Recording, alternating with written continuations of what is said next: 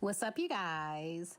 So late last night, news dropped that Juan Dixon of the Real Housewives of Potomac was fired from his head coaching job at Coppin State University. And so fans of the Real Housewives of Potomac are wondering exactly why Juan Dixon was fired, especially with the allegations against him of doing no thing when he was told that a student was being blackmailed and extorted under his watch. So in this video, we're going to get into the reason Juan Dixon was fired from his coaching job at Coppin State University and what this means for his on-again, off-again wife, Robin Dixon.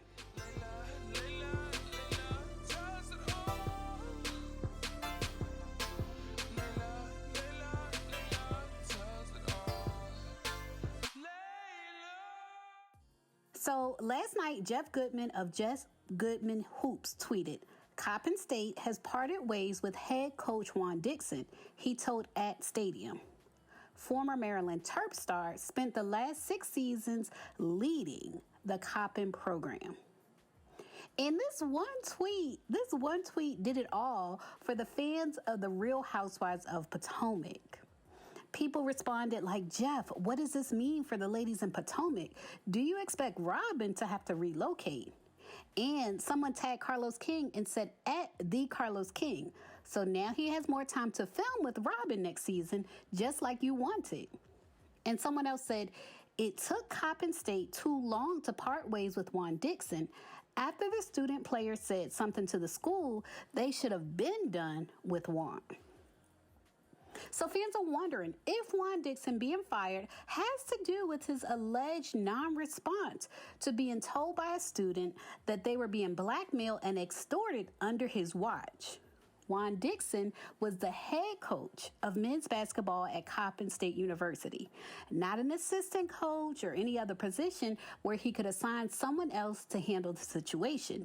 He was supposed to do something, and allegedly he did nothing. But according to early reports, his firing may have just as much to do with Juan apparently being an abysmal basketball coach, as well as allegedly ignoring a student coming to him for help. Sports Illustrated reports Juan Dixon, a former NBA player and All-American player at Maryland, led the Eagles. The Eagles is Coppin State. Led the Eagles program to a 51-131 mark in 6 seasons, including a 9-23 record in the 2022-2023 season. So the way they report this, they put the wins before the losses. So when it says 51, it means 51 wins and 131 losses. So y'all keep that in mind. They go on to say the former Terrapin star took over the program ahead of the 2018 season. Juan Dixon accumulated his highest number of wins in the 2019-2020 season when Coppin State won 11 games. However, the Coppin State Eagles had their most success under Juan Dixon during the 2020 to 2021 campaign, despite fewer wins, when the program tied for the MEAC North Division title during a shortened season. Now, this is during the pandemic. That's why there was a shortened season. The Coppin State Eagles carried the momentum from that campaign into the 21-22 season when they finished 9-23 and lost to Norfolk State in the MEAC title game.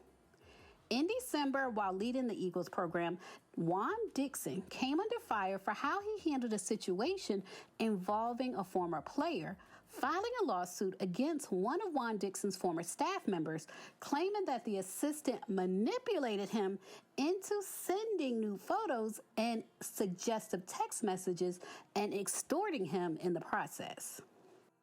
Sports Illustrated ends the article by saying the Coppin State Eagles, have not had a winning season since the 2010-2011 campaign.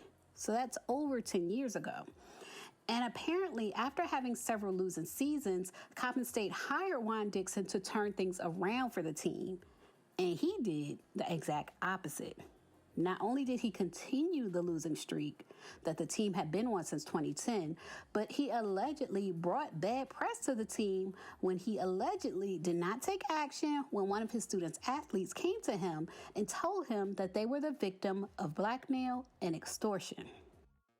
Radar Online reports According to the student's lawyer, Juan Dixon knew of past issues with the coach, Lucian Brownlee, and, quote, should have known better than to put this person in a position of seniority. The student claimed that Lucian Brownlee began blackmailing him and threatening to release his scandalous pictures and text messages unless he upped the ante. So, in fear of losing his place in the basketball program, his tuition, room and board, and payments, the student continued to respond to the person messaging him in a futile attempt to appease his tormentor. Then Juan Dixon allegedly urged the student to come to practice the following day. After being notified, he urged the student to come to practice, and Juan Dixon admitted Lucian Brownlee was mentally ill or otherwise emotionally imbalanced, and that his history was known to the coach, the athletic director, and the school. And the lawsuit said Coppin State took no action and turned the tables on the student by berating him with harsh questions. The school ended up terminating the student's housing and tuition assistance, and his lawyer said the way he was treated was abhorrent.